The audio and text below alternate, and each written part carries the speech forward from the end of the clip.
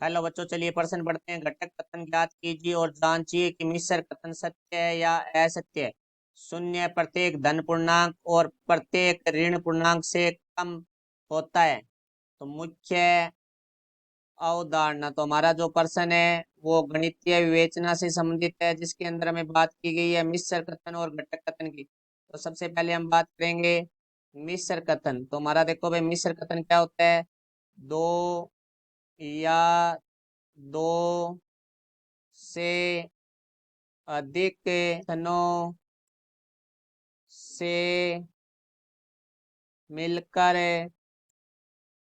बना कथन है, वो हमारा मिश्र कथन होता है। अब हम बात करेंगे अगली, घटक कथन। तो देखो भाई, हमारा जो घटक कथन है वो क्या होता है?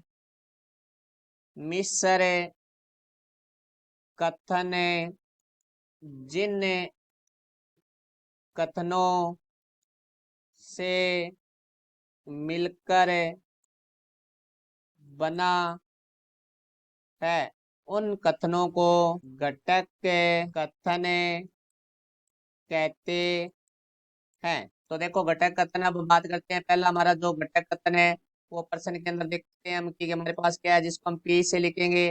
तो लिखा हुआ है शून्य प्रत्येक धन पूर्णांक, देखो और से जुड़ा हुआ है, और प्रत्येक ऋण पूर्णांक से कम होता है। तो यहाँ लिखेंगे, पहला कथन हो जाएगा हमारा शून्य प्रत्येक धन पूर्णांक से कम में होता है। अब हम बात करेंगे दूसरे के लिए। तो दूसरा ऋण पूर्णांक की बात कर रहे हैं। तो यहाँ देखो, कथन जो क्यू है वो हो जाएगा शून्य प्रत्येक ऋण पूर्णांक से कम में होता है। तो अब देखेंगे भाई, और शब्द से जुड़ा हुआ है ये हमारा जो मिश्र कथन है। तो और शब्द के इसका अर्थ हमारे दोनों कथन सत्य होंगे तो ही मिश्र कथन सत्य होगा। तो हम देखो पूर्णांक संख्याओं के लिए बात करते हैं। तो हमारे जो पूर्णांक है वो क्या क्या होते हैं? तो पूर्णांक हमारे माइनस अनंत से शुरू होकर, जैसे -3, -2, -1, 0, 1, 2, 3, इस तरह एक एक बढ़ते हुए अनंत तक होते हैं। तो यहाँ से देखते हैं भाई, हमारा जो शून्य है वो ऋणात्मक जो पूर्णांक है, ऋण पूर्णांक है, उनसे ज्यादा है और धन पूर्णांक से कम है। तो ये देखो, शून्य प्रत्येक ऋण पूर्णांक से कम होता है। तो ये हमारा जो कथन है वो असत्य है।